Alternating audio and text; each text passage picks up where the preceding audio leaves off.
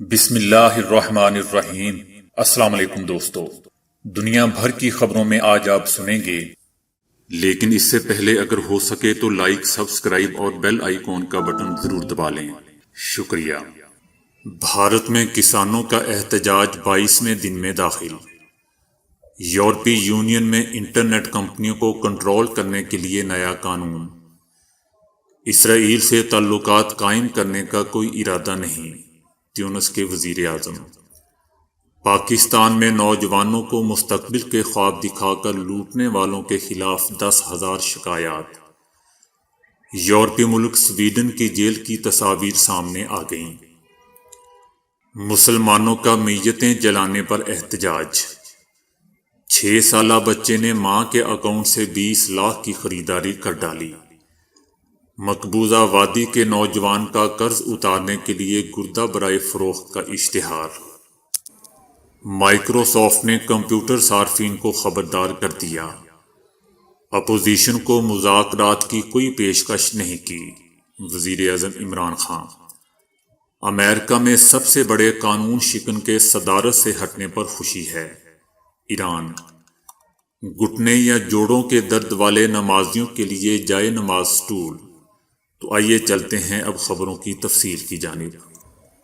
بھارتی وزیر اعظم نریندر مودی کی حکومت کے نئے زرعی اصلاحاتی قوانین کے خلاف دہلی کے بارڈر پر کسانوں کے احتجاج کو آج 22واں دن ہے۔ تاہم ہندوستان کی حکومت واضح کر چکی ہے کہ وہ کسی بھی قیمت پر ان قوانین کو واپس نہیں لے گی۔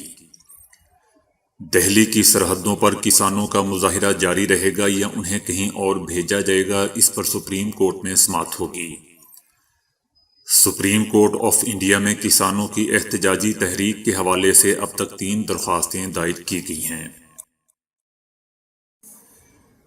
یورپی یونین فیس بک، ایمیزون اور گوگل جیسی بڑی کمپنیوں کو کنٹرول کرنے کے لیے قانون کی تیاریاں کر رہی ہے۔ نئے قانون کی منظوری کے بعد ایسی تمام کمپنیوں کو خلاف ورزی پر بھاری جرمانے عائد کیے جا سکیں گے۔ اس قانون کو digital service act and digital markets act کا نام دیا گیا ہے۔ اس قانون کا خاص مقصد عالمی انٹرنیٹ کمپنیوں کی یورپی یونین میں طاقت کو کنٹرول کرنا ہے، اور اس تاریخی قانون کا مسودہ پیش کیا جا چکا ہے۔ نئے قانون کے تحت عالمی انٹرنیٹ کمپنیوں پر واضح کر دیا جائے گا کہ انہیں کیا کرنے اور کیا نہ کرنے کی اجازت ہے۔ یہ بھی واضح کیا جائے گا کہ خلاف ورزی کی صورت میں ان پر کتنے بھاری جرمانے کیے جا سکتے ہیں۔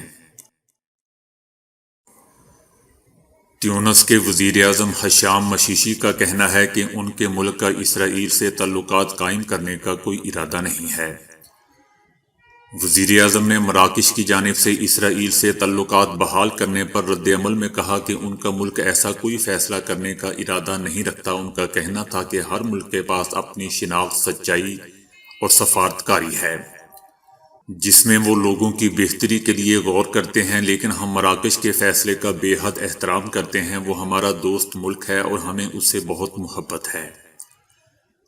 دوستو، یاد رہے کہ گزشتہ ہفتے مراکش نے بھی اسرائیل کے ساتھ تعلقات قائم کرنے کا اعلان کیا ہے، جس کے بعد متحدہ عرب امارات، بحرین اور سوڈان کے بعد اسرائیل سے تعلقات قائم کرنے والا یہ چوتھا عرب ملک ہے۔ پاکستان میں نوجوانوں کو سہانے مستقبل کے خواب دکھا کر لوٹنے والوں کے خلاف FIA کے سیل میں 10,000 سے زائد شکایات کا اندراج ہوا ہے۔ سب سے زیادہ کیسز صوبہ پنجاب سے رپورٹ ہوئے ہیں۔ ایسے کاموں میں ملوث عناصر نوجوانوں کو کم خرچے پر سہانے مستقبل اور یورپ میں شاندار زندگی کے خواب دکھاتے ہیں۔ نوجوانوں کو سبز باغ دکھا کر لوٹنے والے پورے ملک میں سرگرم ہیں۔ اس حوالے سے FIA نے مجموعی طور پر 2,922 کیسز نپٹائے ہیں۔ ہمارے ہاں جیلوں کی حالت زار کسی سے ڈھکی چھپی نہیں، اور کیسے بیرکوں میں گنجائش سے کہیں زیادہ قیدی ٹھونسے جاتے ہیں، سب کو پتہ ہے۔ تاہم انٹرنیٹ پر ان دنوں سویڈن کی ایک جیل کی تصاویر وائرل ہو رہی ہیں، جنہیں دیکھ کر ہمارے ہاں بڑے شہروں کے اپارٹمنٹس میں رہنے والے بھی رش کرتے پائے جا رہے ہیں۔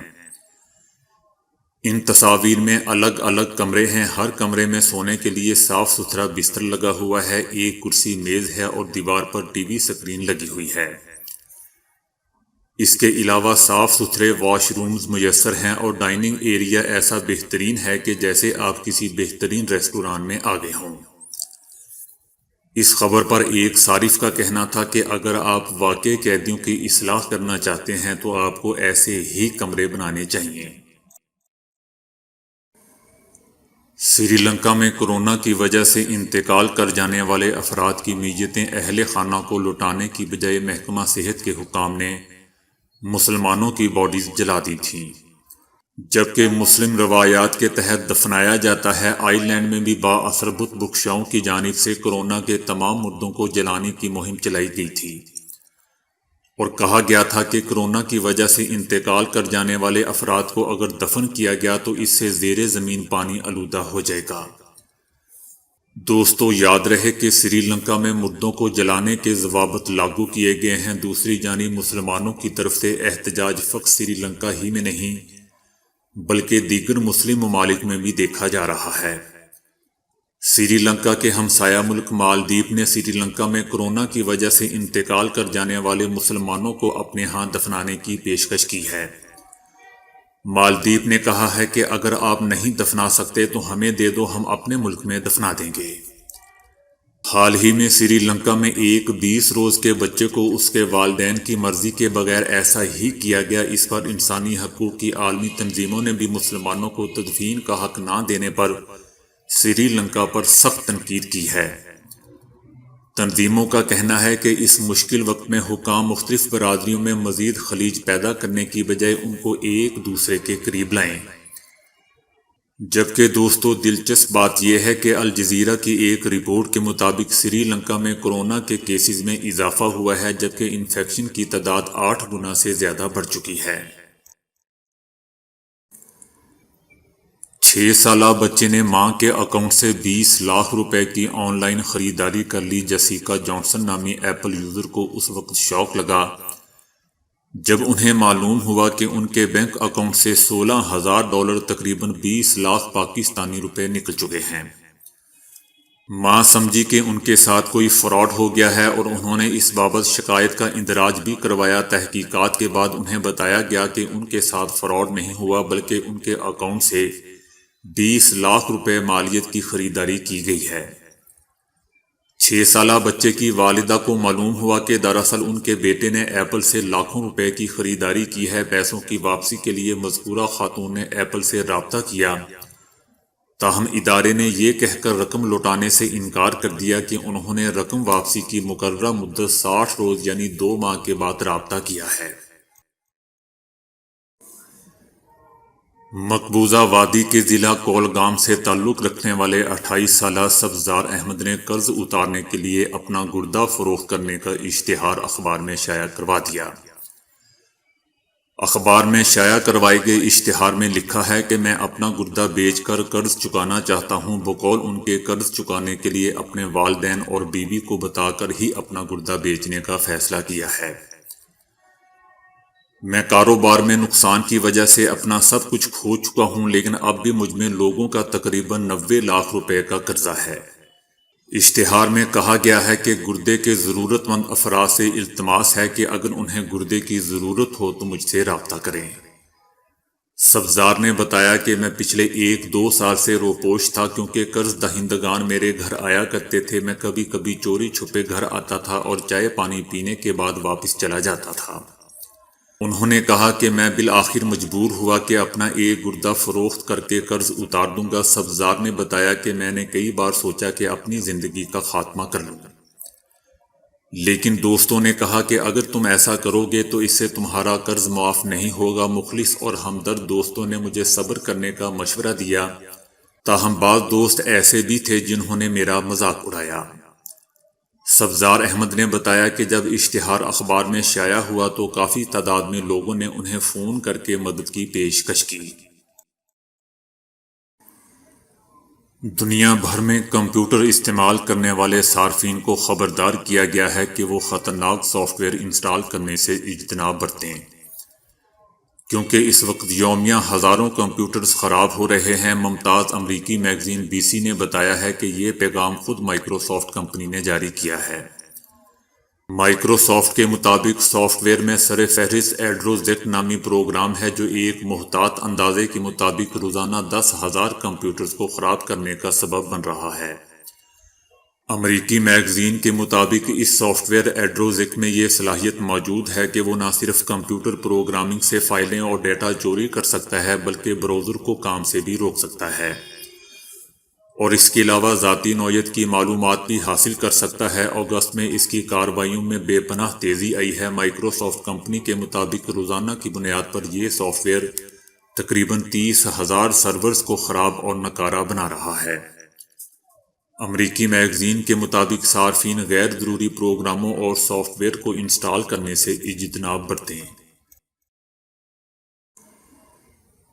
پشاور میں وزیر اعظم عمران خان نے صحافیوں سے گفتگو کرتے ہوئے کہا کہ میں نے پہلے دن کہا تھا کہ یہ سارے چور ڈاکو اکٹھے ہو جائیں گے، آج پی ڈی ایم کے نام پر یہ سارے ایک ہو چکے ہیں۔ یہ کہتے ہیں کہ ہم نے کب این آر او مانگا، انہوں نے نیب ترامیم کے معاملے پر لکھ کر 34 صفحات کا این آر او مانگا۔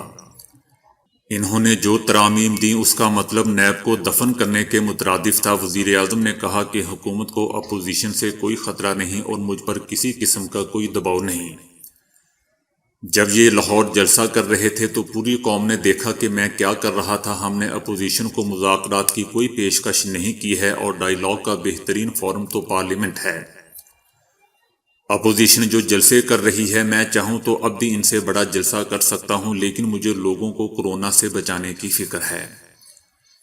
وزیر اعظم نے کہا کہ سینٹ الیکشن وقت سے پہلے کروائیں گے۔ ہارس ٹریڈنگ کے خاتمے کے لیے شو آف ہینڈز کے ذریعے الیکشن کروانے کا فیصلہ کیا ہے۔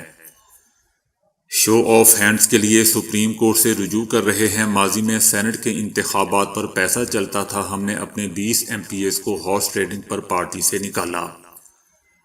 ہم حکومت میں ہیں، ہم چاہیں تو خفیہ رائے شماری کا فائدہ لے سکتے ہیں، لیکن بے شک ہمیں فائدہ نہ ہو۔ سینٹ انتخابات شفاف طریقے سے ہونے چاہیے۔ اس سے پہلے وزیر اعظم عمران خان نے کہا کہ سانحہ آرمی پبلک اسکول افسوسناک تھا، لیکن سانحہ نے قوم کو متحد کر دیا۔ قوم نے اتحاد سے تخریب کاری کو شکست دی اور فیصلہ کیا کہ مل کر اس کا مقابلہ کریں گے۔ بدقسمتی سے اشرافیہ وزیر اعظم وزراء علاج کے لیے باہر جاتے ہیں، عام آدمی کا نہیں سوچتے۔ وزیر اعظم نے کہا کہ جب غریب گھرانے میں کوئی بیمار ہوتا ہے تو گھر کا پورا بجٹ خراب ہو جاتا ہے۔ ہم نے کورونا کے دوران فنڈز ڈھونڈے اور ہاسپٹل مکمل کیا۔ دنیا کی پہلی فلاحی ریاست حضرت محمد صلی اللہ علیہ وآلہ وسلم نے بنائی تھی، جس میں کمزور طبقے کی ذمہ داری لی گئی تھی۔ اس لیے میں غریبوں کو پرائیویٹ ہاسپٹل جیسی سہولیات دینا چاہتا ہوں اور نظام کو ٹھیک کرنا چاہتا ہوں۔ ایران کے صدر حسن روحانی نے صدر ٹرمپ کی سبکدوشی پر مسرت کا اظہار کرتے ہوئے کہا ہے کہ امریکہ کے سب سے بڑے قانون شکن کی صدارت کا دور ختم ہونے پر خوشی محسوس ہو رہی ہے۔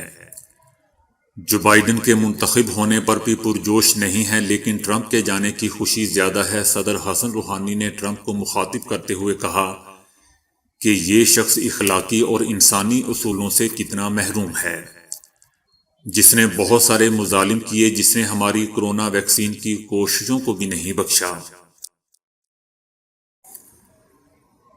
آپ نے اکثر اپنے گھر یا مساجد میں ایسے افراد ضرور دیکھے ہوں گے جو نماز کرسی پر بیٹھ کر ادا کرتے ہیں، جس کی وجہ ان کے گھٹنے یا جوڑوں کا درد ہوتا ہے، لیکن اب ایک برطانوی ڈاکٹر نے ایسے مریضوں کے لیے ایک ایسی گدی تیار کر لی ہے جس کی مدد سے وہ آسانی کے ساتھ نماز ادا کر سکتے ہیں۔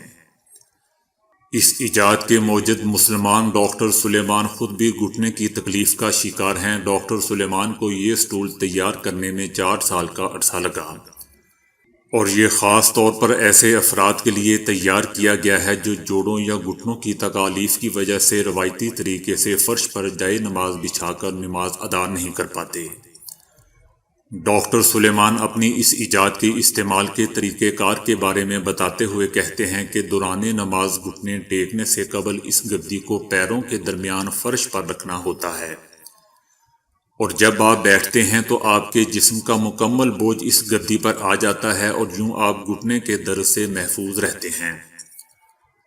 ڈاکٹر سلیمان اب تک یہ گدیاں 7 مساجد میں مفت تقسیم کر چکے ہیں جہاں لوگوں نے انہیں کافی پسند کیا ہے۔